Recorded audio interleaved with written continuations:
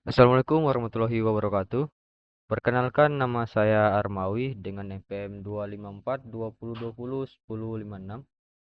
Pada kesempatan kali ini saya akan membahas tentang dioda khusus, yaitu avalens, zener, tunnel, varaktor, dan LED.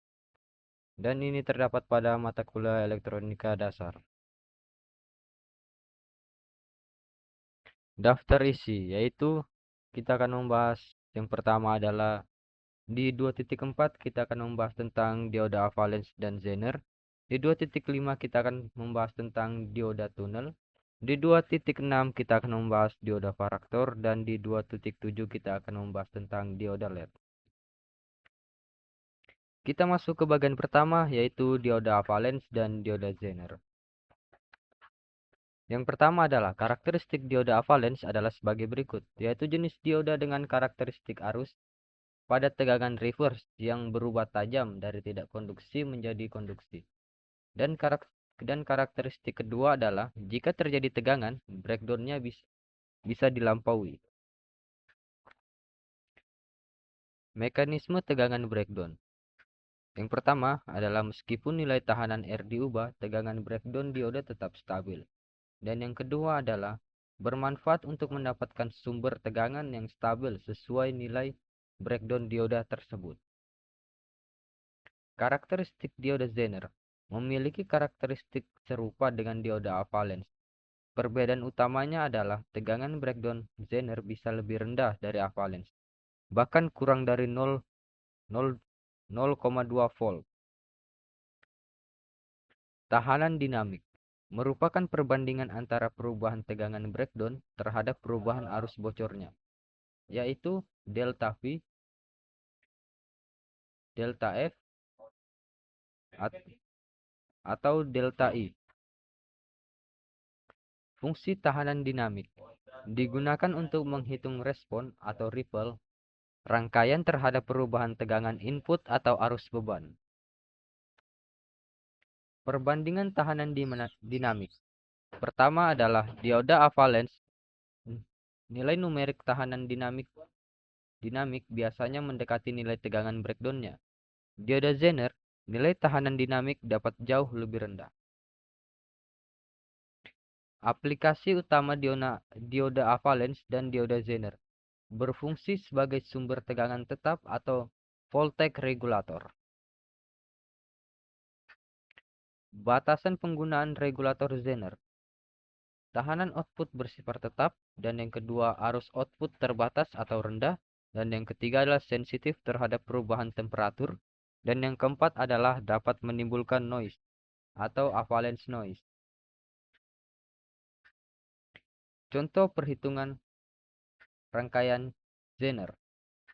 Menghitung nilai resistor R untuk menjaga kestabilan tegangan menggunakan rumus R sama dengan Vin dikurang PZ atau IZ. Dioda thyraktor dan varistor. Dua buah dioda zener yang dirangkai seri secara bertolak belakang. Rentang tegangannya breakdown-nya adalah plus 10 volt hingga plus 1000 volt. Fungsi thyraktor dan varistor berfungsi sebagai pembatas tegangan atau klem dalam polaritas dua arah. Digunakan sebagai pengaman terhadap pulsa tegangan tinggi yang merusak surge protection. Bagian kedua, dioda tunnel. Karakteristik dioda tunnel adalah dioda berdaya rendah dengan karakteristik unik, yaitu memiliki daerah resistansi negatif.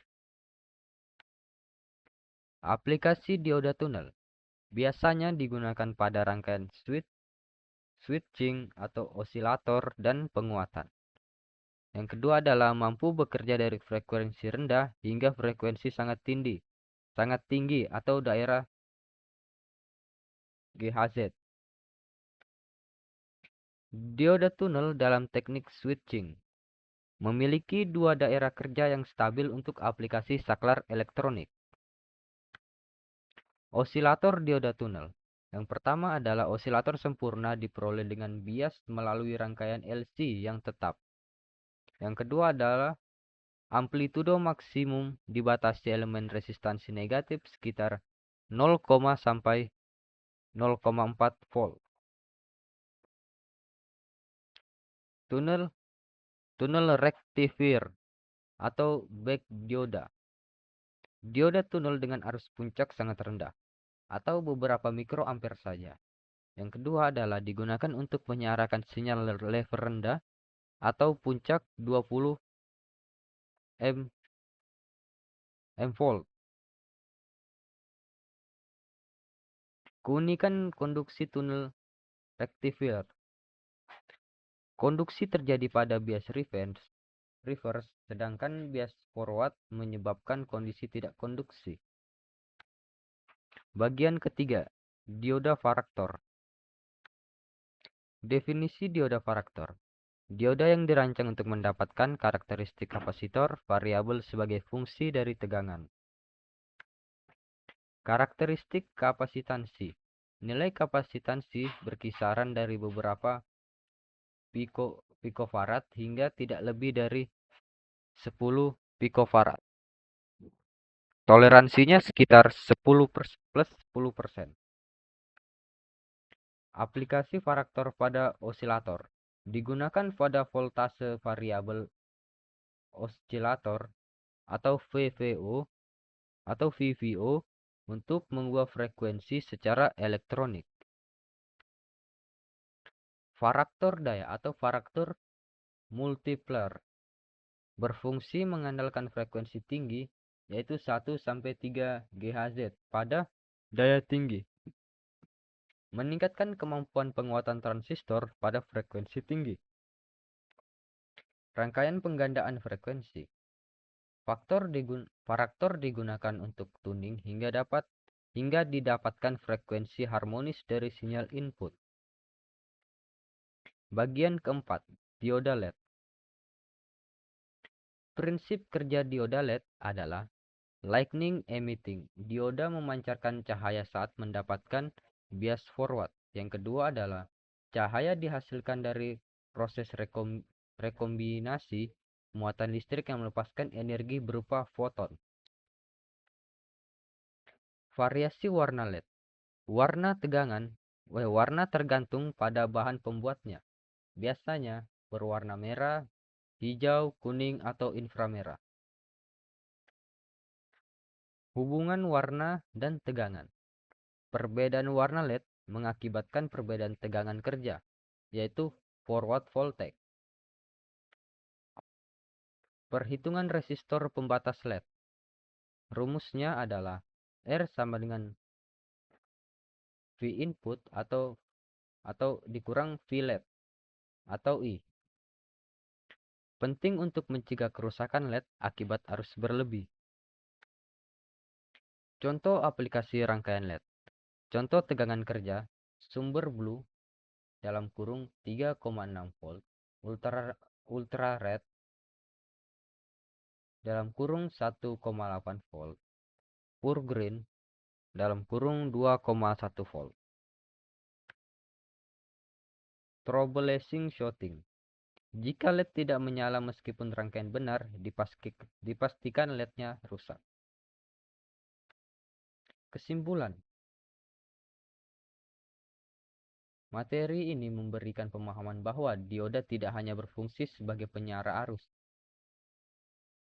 atau rektifier, tetapi memiliki karakteristik fisik unik yang biasa dimanfaatkan untuk fungsi-fungsi spesifik dalam sistem elektronika. Terima kasih telah menonton pembahasan saya tentang materi tersebut. Mohon maaf apabila saya ada salah kata. Saya akhiri. Assalamualaikum warahmatullahi wabarakatuh. Selamat sore.